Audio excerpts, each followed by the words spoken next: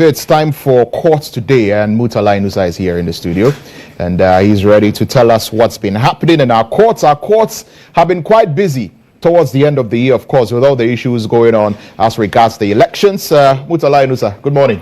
Good morning, Lantang. Yes. Good to see you. Yes, it's good to see you. It's been a while. Where have you been? Should I tell you? Where have you been? We want to know. They want to know where you are. You want to know where I've been? I've been around. And you come with a different hairstyle. What's the name of your hairstyle? Please. I'm in love with it. You're enjoying the Christmas. It is a normal. It's called punk. Is that what? Punky do. Punky do. I'm in love with it. Maybe tomorrow when I come here, I will do. No, I'll do. So you have to give me all the tips. It's called punky do. Punky do. Yeah, Okay. This punky do is very expensive. Yes. So let's get into the details of what's been happening in court, shall we? Yes. So we know that the Supreme Court has ordered for fresh hearing of the Ablekuma North constituency elections and 3 others. That's the parliamentary elections. Absolutely. Right? The NDC went to the Supreme Court. We know that the Electoral Commission had already redeclared, or should I say, done collation and had redeclared about 3 or 4. Had redeclared 4 constituencies after those constituencies had been already declared. In the scheme of things. And then there were 3 which had not been declared yet. Yes. And they also went ahead and declared. And all of them went in the favor of the NPP. Absolutely. And so the NDC was in court. And the Supreme Court says that those redeclarations are essentially null and void, right? And so the mandamus application with regard to those cases have to be heard again. Yes. But the 3 that were already declared, those ones are good to go. Yes, because right? the applicant at the Supreme Court did not have so much issues with them.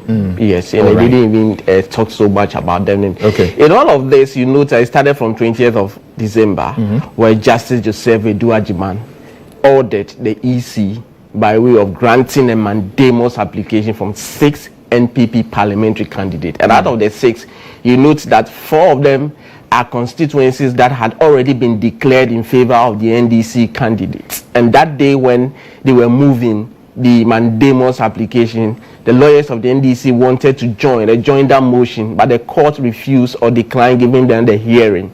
And the court ordered the EC and the IGP also to provide a security for the exercise at the various collation centers. Then they said, well, what kind of order is this one? So they disagree with it and immediately went to the Supreme Court with a Shishirara application to quash the decision of the High Court as directed on the 20th of December. Then guess what? When the matter came to the Supreme Court heard all the parties. And after hearing all the parties, the court have a very interesting decision to make, a very interesting outcome to make. And the long and short of the whole thing is to the effect that, look, the applicant or one of the interested parties, that is the NDC side of the matter, were not given fair hearing. So the rules of natural justice have been breached. Their fundamental human right and the rule of natural have been breached. So there's no way somebody who is directly affected in a matter will not be given the opportunity to be heard, at least, even for the court to make that determination and all of that. So at the High Court, there were 6 constituencies. Then that is where the court granted the mandamus application. In Sawanwa Dreji constituency is one of them. Techiman is one of South is one of them. Then Ahafwano is one of them. Obuasi East was one of them. Then we have Ablekuma North, one of them. Okankwe Central, Tema Central, and all of this came to the fore. And then the court said, when they disagreed, they went to the Supreme Court. And the Supreme Court, we have looked at all the situations that you've brought. Those that you had issues were the 4 that were declared in favor of your candidates, but you were not given hearing at the High Court, and the Supreme Court think that is not a rule of natural justice, so that should be quashed.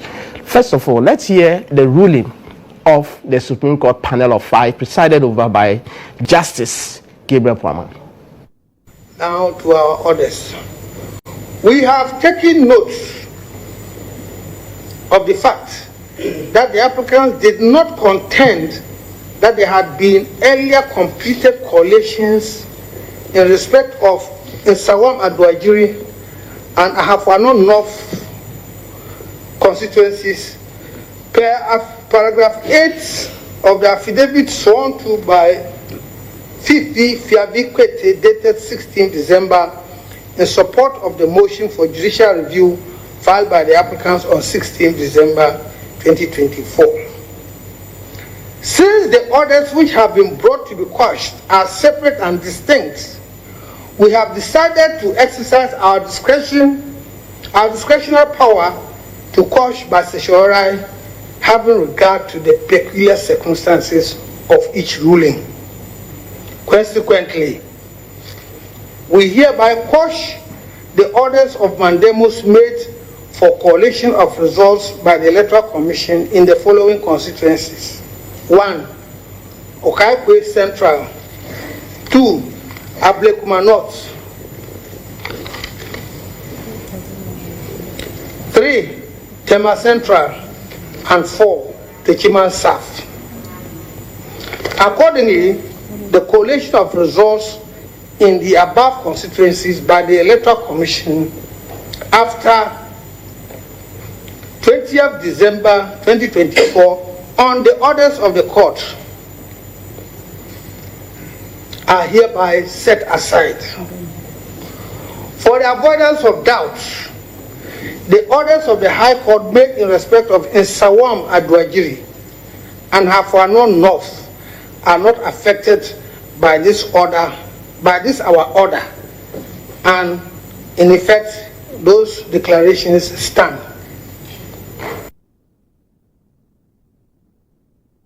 So that is Justice Gabriel Pwama, the presiding judge. So right. 4 out of the 6 were quashed. That means that the orders of the High Court will not stand in relation to those constituencies. And the court has been making some consequential orders in relation to what took place at the High Court. And God is saying that that mandamus application which gave the court gave the EC the power to go and collate, and in some situations recollate and redeclare, the court is saying that we are not quashing that mandamus application. We want to order for a fresh hearing. So now the party should go back to the High Court, go move your application. The NDC side will also be given the opportunity to file their processes and be heard for the court to take a determination or to make a determination on that. In that case, all the parties have been given fair grounds. They have been heard, and then the court will decide on its own merits. Let's hear again Justice Gabriel Pwama on the orders of the Supreme Court in relation to what should happen at the High Court. Despite quashing the orders stated above, the applications for mandamus themselves are still alive and ought to be heard and determined. In line with our conclusion on this application, we exercise our powers under Article 1294 of the 1992 Constitution and make an order pursuant to Order 55, Rule 65, to the effect that the applicants herein are granted leave to file affidavits and statements of case in answer to the respective applications for mandamus, those which have been called as interested parties. The time for filing is hereby abridged to 2 days from today. The applicants for mandamus in the High Court upon service may respond to the processes of the interested parties. Having regard to the circumstance of time constraint on the national electoral calendar, we hereby abridge the time for the hearing of the mandamus applications in the High Court and direct the High Court to hear the applications for mandamus on Tuesday, 31st December 2024.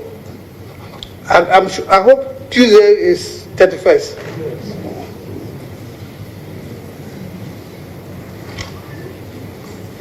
On the issue of bias, we are not satisfied that sufficient evidence has been provided to us by the applicants.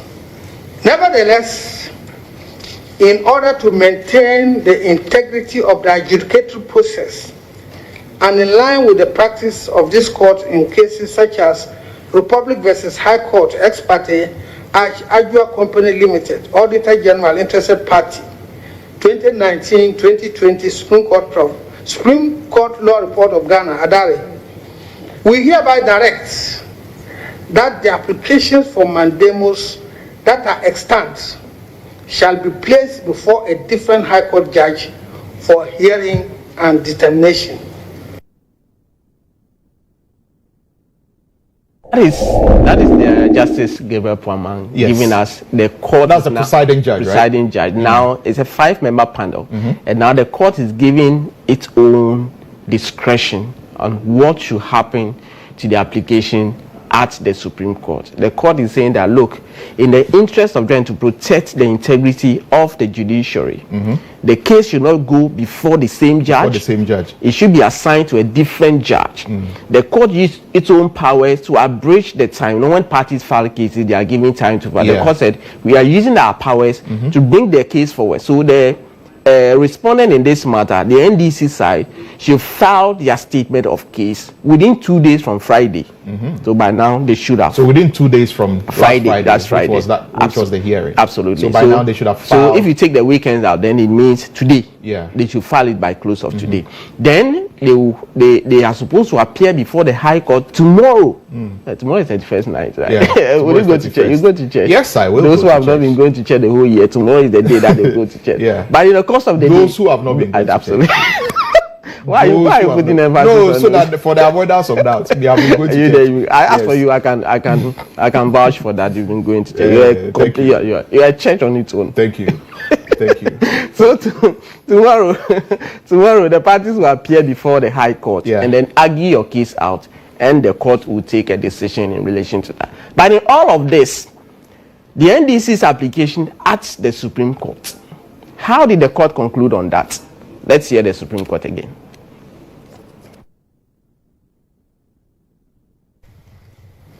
To conclude, by the conclusions reached in this decision, release A1, A2, A4, and A5 endorsed on the applicant's motion paper are hereby granted, while release A3 and A6 are refused. Release B and C are hereby dismissed. Ordered accordingly.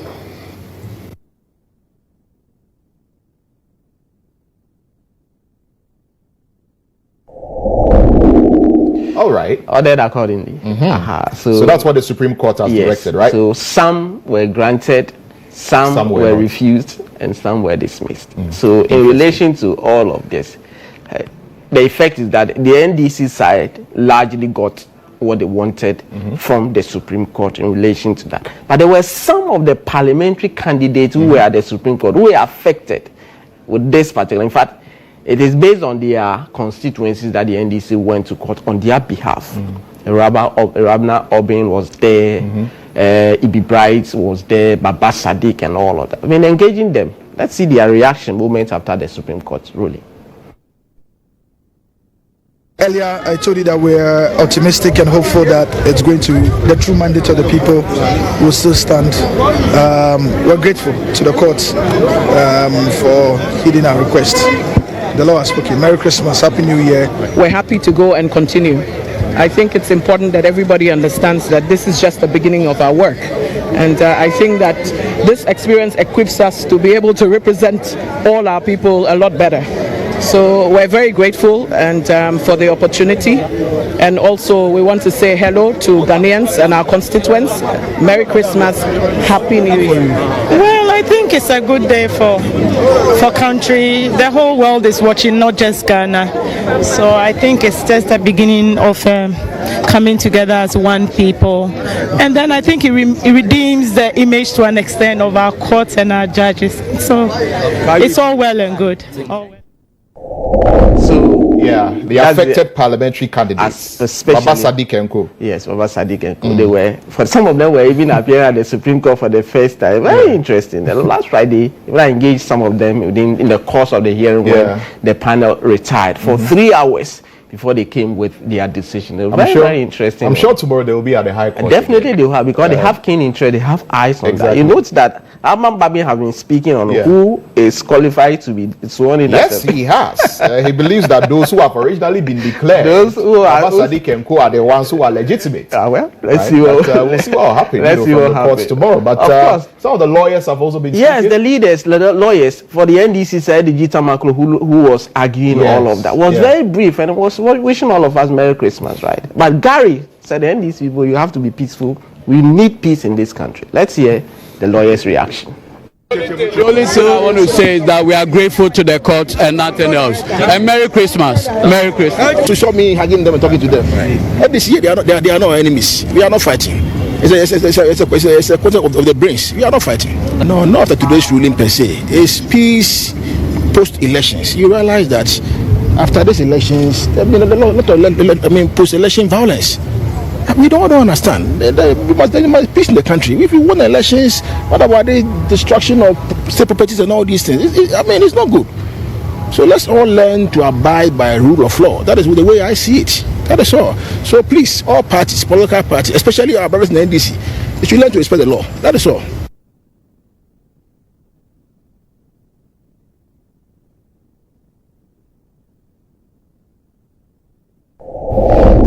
That is Eddie Tamaklo and then Gary Nimaklo. And you saw, they said, look, we are not enemies. And it is true, when they are being court and they are off the record, when they are speaking off the cameras, they are very jovial and very interesting. You see them, they poke fun at each other. They have interesting conversation. But when they enter the courtroom and it's business, Charlie, business is business. So let's not have anything and all that. So in all of this, people were wondering, so what exactly is the Supreme Court decision? What is he achieving? What does it mean? Does it mean Baba Sadiq and Co are still the winners? Does it mean that we are confused? Everybody is confused. But let's hear. Dr. Justice Remsai is a law lecturer and a private legal practitioner, has been offering some explanation as to what exactly the meaning of the Supreme Court ruling is. 6 constituencies that have come to the Supreme Court, 4 of them have been declared null and void. Of course, the court is asking that they have to go back, and then the orders of the court has been nullified. So you can see some party faithfuls jubilating over there in all of that. So basically the Supreme Court has spoken, and then the parties will have to come back again on the Tuesday, the 1st of December, for a decision to be taken in relation to the mandate. So I have Dr.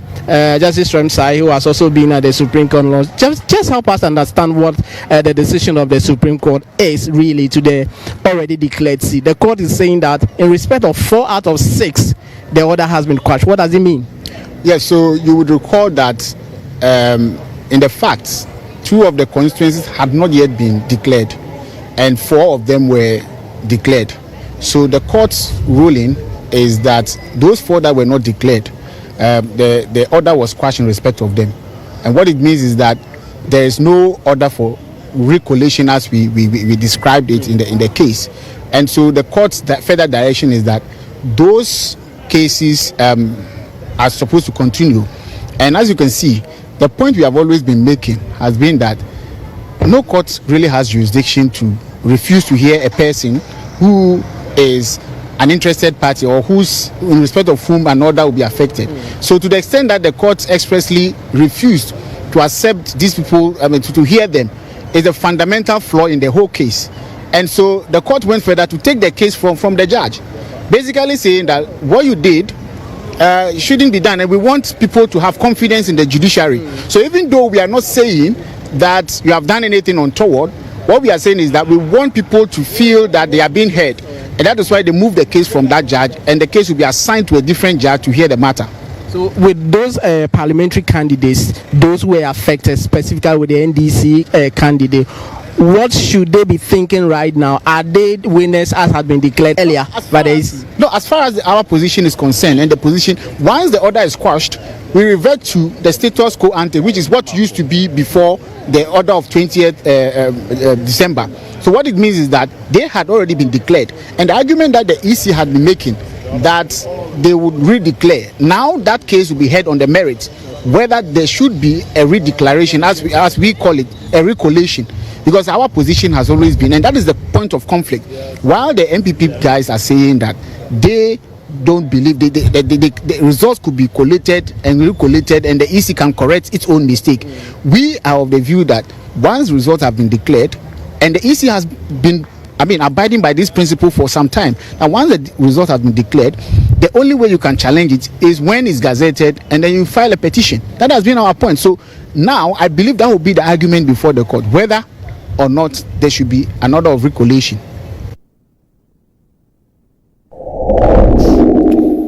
So for those who are asking the meaning of this is what it means, according to Justice Remsai. Yes. So tomorrow, all right. So tomorrow we'll hear the case. Yeah, tomorrow we'll go back to the High Court. In the course of the day, we'll know the exact court that will be going, or the case will be appealed before. And then you notice that the Chief Justice had made an order that in relation to these issues about the elections, holidays and weekends, courts should be sitting. And the decision that took place at the Supreme Court, unanimous, 5-member panel, unanimous decision on all of that. So that is what's happened. So later on in court today, what's coming up? Yes, I'm sure that over the weekend there's been a story that has been trending for a very long time, and it's in relation to our former Black Star defender.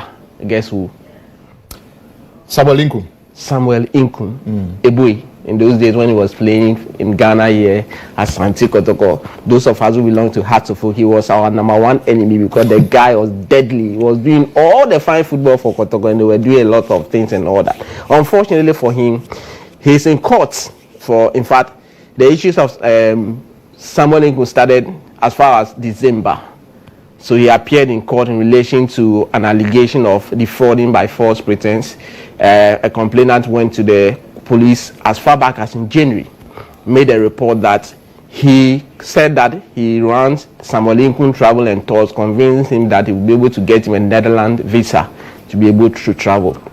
He took some $3,500 from him, and ever since the visa is not coming, all the money to refund is also not coming. So he was arraigned, charged, and then he pleaded not guilty. And he said that, look, I have already refunded 7,000 out of the over 30. If you convert it around 32,000 Ghana cedi thereabout. He has refunded 7,000, remaining the balance, which over 25,000. But he will pay that one. And that case has been adjourned to today. Right. Then just when the case has been adjourned to today, another one also resurfaced. Then sometime last week, he appeared in a different court again, charged with a similar one. In respect of this one, USA and Canadian visa also involve an amount of $4,000. Wow. And that one also, he's pleaded not guilty, and then he had been granted bail in the sum of 100,000 Ghana cedis with 2 sureties. So today, he will appear in court in respect of the 3,500 Ghana cedis case. So Samuel Inkoom is in trouble, but all these are allegations. As and when it is proven, then we'll know what to do. So that is all we have for you in relation to court today. The festive season is all going on. Yeah. And yesterday, your club, Manchester United, what is happening? Don't worry. Sure you didn't have a. We are rearranging the team. Yeah. We are rearranging. The only consolation you have is that Manchester City are also struggling. Manchester City, I think, won. I think yesterday right? they beat Leicester City by 2 goals. Yeah, so and that one they even struggled. But Liverpool is on fire. And I'm telling you, it's just temporary. So where is Arsenal? Arsenal, we are second. But the club that is doing so much is Nottingham Forest. Yeah. Arsenal will drop to 3rd. We are playing on the 1st of January. New Year's Day. It is well. Never disappoint. So we'll talk a bit about this on Sports Chat, which will be coming up pretty shortly. So do stay tuned. Thank you very much, Murtala Inusah, for bringing us court today.